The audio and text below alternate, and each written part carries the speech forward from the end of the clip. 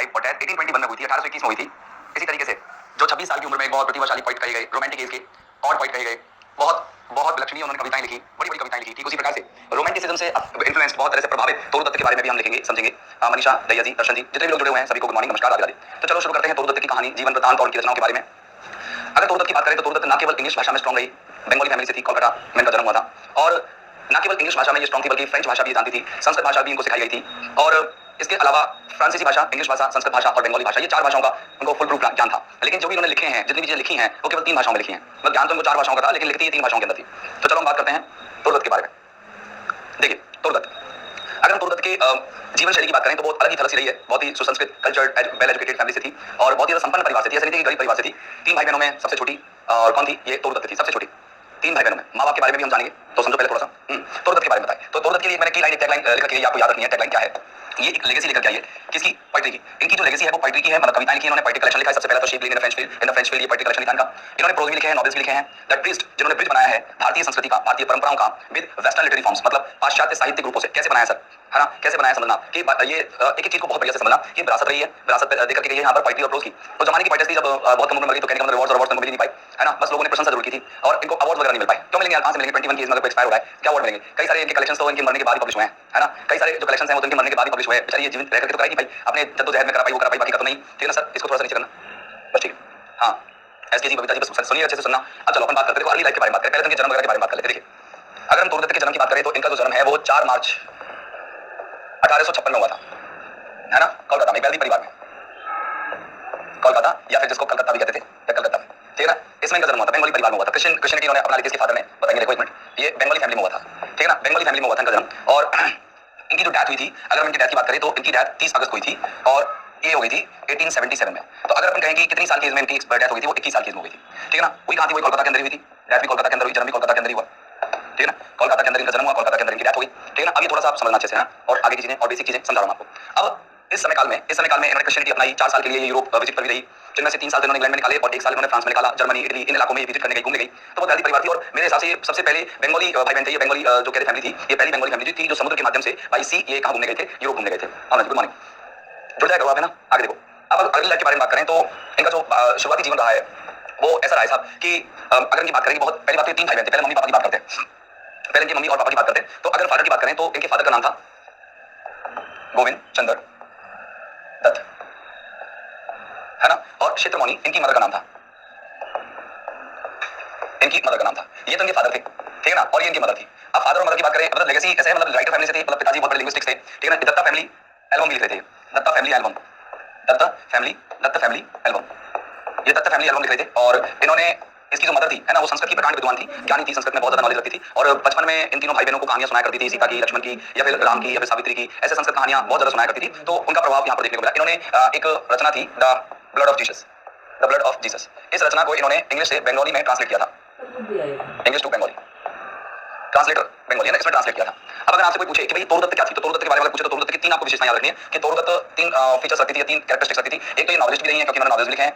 एक ये पोएट भी रही है, बहुत बढ़िया विख्यात पोएट रही है, और बहुत कम उम्र में, मतलब ये मान लीजिए बहुत बड़ा सौभाग्य प्राप्त किया उन्होंने पोएट रहने का। और एक ट्रांसलेटर भी रही है, ट्रांसलेटर, ठीक है ना, ट्रांसलेटर भी रही है। ट्रांसलेटर क्यों रही है? क्योंकि बताऊंगा, मैंने फ्रेंच जो लिटरेचर था उसको इंग्लिश में ट्रांसलेट किया है, ठीक है ना, और बिल्कुल बिल्कुल बहुत बढ़िया, इन्होंने संस्कृत लिटरेचर को भी इंग्लिश के अंदर ट्रांसलेट करके लिखा है। अगर इनकी एजुकेशन की बात करें तो ज्यादातर ये फॉर्मल एजुकेशन नहीं ले पाई। इनको घर पे ही बाबू शिव करके एक टीचर थे, वो पढ़ाया करते थे, बाबू शिव, ठीक है ना। अब ये पढ़ाने आया करते थे, तो इनको ये तीनों भाषाएं इन्होंने पढ़ाई। देखो, एक तो इन्होंने बंगाली पढ़ाई, इनको बंगाली, एक इनको संस्कृत पढ़ाया, इवेंचुअली पढ़ाई थी संस्कृत तो, और एक इनको इंग्लिश पढ़ाई थी। तो 3 भाषाओं का इनको नॉलेज तो हो गया था। लेकिन भाई साहब, हमारी जो प्रतिभाशाली राइटर थी ये, है ना, ये इन्होंने 3 भाषा की जगह एक भाषा और एक्स्ट्रा सीख ली। अब ये 3 भाषाएं कौन कौन सी सीखी? देखो, ये इंग्लिश तो पहले से, मतलब टीचर ने समझाई थी इनको, बंगाली इनको सिखाई थी, बंगाली तो ये फैमिली बैकग्राउंड में था, तो मतलब वगैरह बोलती थी, तो उससे सीख गई और अच्छे से सीख गई, लिखना सीख गई बंगाली को। देखो, हिंदी हम जानते हैं, लेकिन हिंदी को फिर भी हमको लिखना सिखाना पड़ता है ना किसी को, तो बंगाली सीख गई वो। अब बंगाली सीखने के बाद इन्होंने क्या किया? फ्रेंच भी सीखा जाकर के ना, जब फ्रांस गई थी तो फ्रेंच बहुत अच्छे से फ्रेंच सीखा, और ये संस्कृत भी अच्छे से जानती थी। लेकिन लिखती थी ये केवल 3 भाषाओं के अंदर, ये 3 भाषाओं के अंदर लिखती थी, ठीक है ना। अगर हम बात करें आगे की इनकी, है ना, नीरज जी, गुड मॉर्निंग। अब बात करते हैं अपन आगे की। सुनो इनका जो, ये मैंने आपको एजुकेशन बता दिया। अब लिटरेरी करियर कैसे शुरू हुआ था, और मैं थोड़ा सा बताया उनके एजुकेशन में कि क्या हुआ था कि 1862 में, 1862 में, जब ये लगभग 6 साल की थी,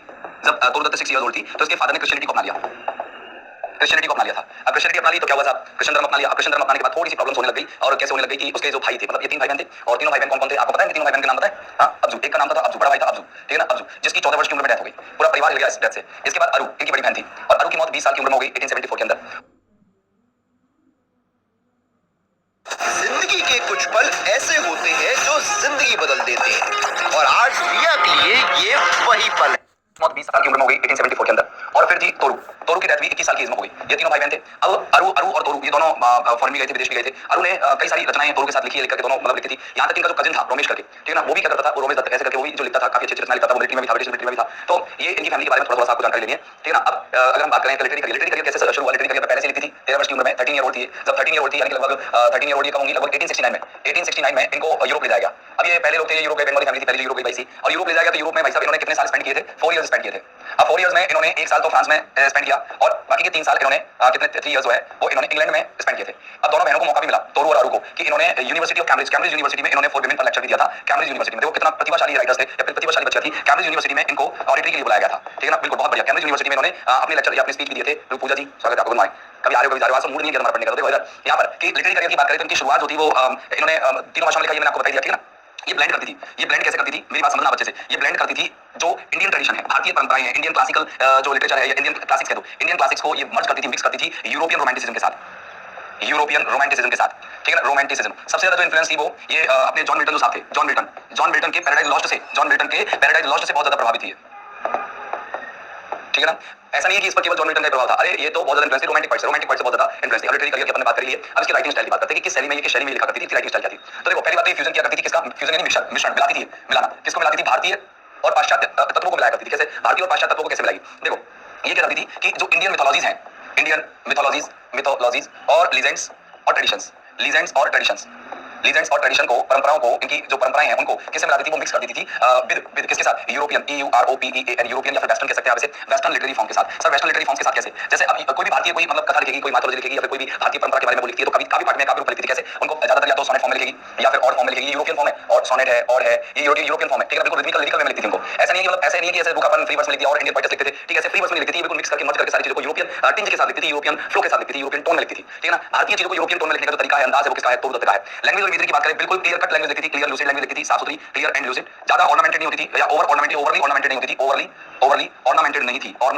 थी इसकी लैंग्वेज, बहुत सिंपलिसिटी के साथ लिखती थी। ओवरली ऑर्नामेंटेड इनकी लैंग्वेज नहीं थी, ये दिमाग में सेट रखना, ठीक है ना। क्या नहीं थी, ओवरली ऑर्नामेंटेड इनकी लैंग्वेज नहीं थी। और ये जो है ना, जब लिखती थी ना तो इनका इमेज रिपीट करती थी, तो डिपिक्ट्स वर्ड इमेज जब वर्णन करती है तो शाब्दिक जो छायाचित्र है दिमाग में छप जाता है, ठीक है ना। लैंग्वेज बहुत ही कॉम्प्रिहेंसिबल लैंग्वेज लिखती है। रोमांटिक इन्फ्लुएंस तो इन पर प्रभाव था किसका, रोमांटिक का मतलब जो नेचर के बारे में लिखती थी, प्रकृति के बारे में बहुत अटैच थी, नेचर हुआ, लव हुआ, इन पर ये बहुत ज्यादा लिखते थे, ठीक है ना, नेचर प्रेम, इन पर ये रचनाएं लिखती थी। और दूसरी बात, इन पर इन्फ्लुएंस किसका पड़ा हुआ था, इन्फ्लुएंस बाय जॉन कीट्स, शैली, वर्ड्सवर्थ एंड कॉलरिज, सदी वर्ड्सवर्थ, इनका सबसे ज्यादा प्रभाव था इन पर, ठीक है ना। वर्ड्सवर्थ का, शैली का, कीट्स का, इनका प्रभाव बहुत ज्यादा देखने को मिला इनके ऊपर। अगली बात करें मेलांकोलिक टोन, मतलब ऐसे नहीं था कि इनकी जो टोन बहुत हैप्पी रहा करती थी, चीयरफुल रहा करती थी, वो सैड और पेंसिव मूड में लिखती थी। ज्यादातर ये क्या करते थे, सैड मूड या पेंसिव मूड में लिखती थी, सैड एंड पेंसिव मूड, मतलब ऐसे थोड़ा सा थॉटफुल टाइप की इनकी रचनाएं होती थी, थोड़ा विचारपूर्ण होती थी, थोड़ा कंसीडरेट होती थी, थॉटफुल होती थी। मतलब ऐसे नहीं कि ज्यादा हर्षोल्लास से भरी हुई या फिर आनंद उन्माद से भरी हुई, एक्साइटमेंट से भरी हुई थी, नहीं, इनकी जो रचनाएं होती थी मेनली किस पर डिपेंडेंट होती थी, वो एक मेलांकोलिक मूड में होती थी, एक एकांतता को रिप्रेजेंट करती थी। सिंपल यट म्यूजिकल स्टाइल में लिखती थी, लिरिकल स्टाइल और क्लैरिटी और प्योरिटी के लिए ये रचनाएं अच्छे से जानी जाती थी। तो इनकी राइटिंग स्टाइल थी जो मैंने आपको थोड़ा डिस्कस किया है। अब अगर हम बात करें सबसे पहला पोएटिक कलेक्शन, अगर बात करें वो है a sheep gleaned in French fields, ये इनका सबसे पहला पोएटिक कलेक्शन रहा है। A sheep gleaned in French field, ये इनका पहला था जो 1876 के अंदर लिखा गया था, ये पोएटिक कलेक्शन है। ये बहुत पॉपुलर रहा, इनकी मृत्यु से पहले 77 में इनकी मृत्यु से पहले ये छप गया था। अब अगर हम बात करें इसमें लगभग 165 पॉइंट्स हैं और 165 पॉइंट्स में से लगभग 70 पॉइंट्स फ्रेंच से लिए गए हैं। फ्रेंच मिथोलॉजी या फ्रेंच अगर फ्रेंच स्टोरी जो थी या फ्रेंच पॉइंट्स या फ्रेंच लिटरेचर से ली गई है, ऐसे कह दो कि फ्रेंच लिटरेचर से लगभग इसके अंदर की 70 पॉइंट्स ली गई हैं, 70 पॉइंट्स, ठीक है ना। इनमें से 8 पॉइंट्स जो किसने लिखी है, इनमें से 8 पॉइंट्स लिखी गई है अरु के द्वारा, अरु उसकी बड़ी बहन थी, अरु के द्वारा लिखी गई है। बाकी की सारी पॉइंट्स किसने लिखी है, लगभग ये 252 पेजेस की बुक है, 252 पेजेस की बुक है, ठीक है ना। तो इसमें बहुत सारी पॉइंट्स यहाँ पर प्रकाशित है। तो आप देखना यहाँ पर ये फ्रेंच देखो सबसे पहली राइटर रही है, ये सबसे पहली इंडियन राइटर रही है जिन्होंने फ्रांसीसी भाषा में बहुत ही फ्लुएंट फ्रांसीसी भाषा में लिखा है, बहुत ही फ्लुएंट फ्रांसीसी भाषा में लिखा है, ठीक है ना। ये दिमाग में सेट करना, बस इतना याद रखना है इसके बारे में। तो सबसे पहले जो पोएटिक कलेक्शन है या फ्रेंच फील्ड्स या शी ग्लीन्ड इन फ्रेंच फील्ड्स से किसका रिलेशन है समझ लेना। फिर उन्होंने लिखे ancient ballads and legends of Hindustan, मतलब इन्होंने प्राचीन गाथाएं लिखी और पौराणिक कथाएं लिखी जो हिंदुस्तान की थी और इनकी मरने के बाद 1882 में प्रकाशित हुई थी। अब ये कलेक्शन जो था ये पोएटिक कलेक्शन है ये भी। और अगर हम बात करें पोएटिक कलेक्शन इसके अंदर, और ये पोएटिक कलेक्शन इन्होंने कहां से लिया था, ज्यादातर रामायण और महाभारत से लिया है, ठीक है ना। महाभारत और रामायण ये इन दोनों से लिया है। इनको पढ़ा था संस्कृत को, संस्कृत नॉलेज की, संस्कृत ज्ञान तो था ही, और मदर कहानी सुनाया करती थी, तो उसके दोनों को मिलाकर के इन्होंने सावित्री, सती, लक्ष्मण, योगदया, उमा, रॉयल एस्थेटिक, हिंदू, ध्रुवा, बुट्टू, सिंधु, प्रहलाद, सीता, ये सब इनकी पॉइंट्स रही हैं, ठीक है ना। और ये इसी में थी सारी देखो major points from this collection. इसमें इंक्लूड देखो सीता क्या है, रामायण कैरेक्टर पर आधारित इन्होंने लिखा है। सावित्री ये वो पत्नी थी ना जो अपने यमराज से पति के प्राण ले आई, वो थी royal aesthetic and the Hind, ये बुद्धिस्ट स्टोरीज हैं, ठीक है ना। इन्होंने बुद्धम शरणम गच्छामि, ये बुद्ध के बारे में भी कई सारी चीजें पढ़ी है। प्रहलाद इनकी डिवोशन है लॉर्ड विष्णु के प्रति, तो ये सारी इन्होंने क्या लिखी पॉइंट लिखी है, इसके कलेक्शन के अंदर आती है। तो ये आपको ancient ballads and legends of Hindustan आपको याद रखना है, और एक शी ग्लीन्ड इन फ्रेंच फील्ड आपको याद रखना है। ये एक नॉवेल है, ली जर्नल डी मैडमोसेल, ये क्या डी अवर्स, ये जो है ये एक एक्ट्रेस, ये एक लड़की है, एक गर्ल है, यंग गर्ल है, यंग गर्ल। और ये यंग गर्ल क्या है? फ्रेंच यंग गर्ल है, एक फ्रांसीसी यंग गर्ल है। इस पर नॉवेल लिखा है फ्रेंच यंग गर्ल, और ये इसका नाम है मैली डी अवर्स। इस पर इन्होंने अपनी रचना लिखी है, इसकी स्टोरी लिखी है। पोस्टमसली मतलब इनके मरने के बाद ये प्रकाशित हुआ था। फ्रेंच में था। ये देखो फ्रांसीसी लैंग्वेज में लिखा गया था। और देखो सबसे बड़ी बात बताऊं, एक इंडियन राइटर ने, एक इंडियन पोएट ने फ्रांसीसी लैंग्वेज में बहुत ही फ्लुएंट तरीके से इसको लिखा और बहुत लोगों ने इसको सराहना दी थी, बहुत लोगों ने सराहना दी थी। तो देखो अगर हम बात करें डिटेल देखें तो एक नॉवेल है जो कि कंप्लीटली रिटन किया गया है फ्रेंच लैंग्वेज के अंदर, है ना। खतरनाक बात, इंडियन राइटर इंडिया इंग्लिश में लिख ले, बहुत बड़ी बात होती है। फ्रेंच भाषा में लिखा है और इतनी कम उम्र में, अगर मान लो ये 20 साल और जी जाती तो क्या करके जाती, पता नहीं। इसका नाम शायद ऊपर ही पछता था, other achievement for an Indian at the time. दरअसल इनके भाई बहनों की मृत्यु कंजम्पशन हुई थी, क्षयरोग हुई थी, ठीक है ना। बहन की तो कंप्लीटली पता है, जो 1874 में मरी थी, वो कंजम्पशन से मरी थी। खुद की स्थिति ऐसी थी। देखो एक सेंटिमेंटल सेमी ऑटोबायोग्राफिकल स्टोरी थी about a young French girls emotional struggles, मतलब एक युवा फ्रांसीसी लड़की के भावुक जो संघर्ष होते हैं, भावनात्मक संघर्ष, उसकी कहानी है। ये यूरोपियन सोशल सेटिंग्स को और कस्टम्स को दिखाती है। अब ये आपको पढ़ना है तो पढ़ लेना, नहीं रहना कोई इंपॉर्टेंट नहीं। आगे देखो कि एक बियांका नाम की एक लड़की होती है, गर्ल यंग गर्ल, बियांका नाम की, स्पेनिश यंग गर्ल, स्पेनिश।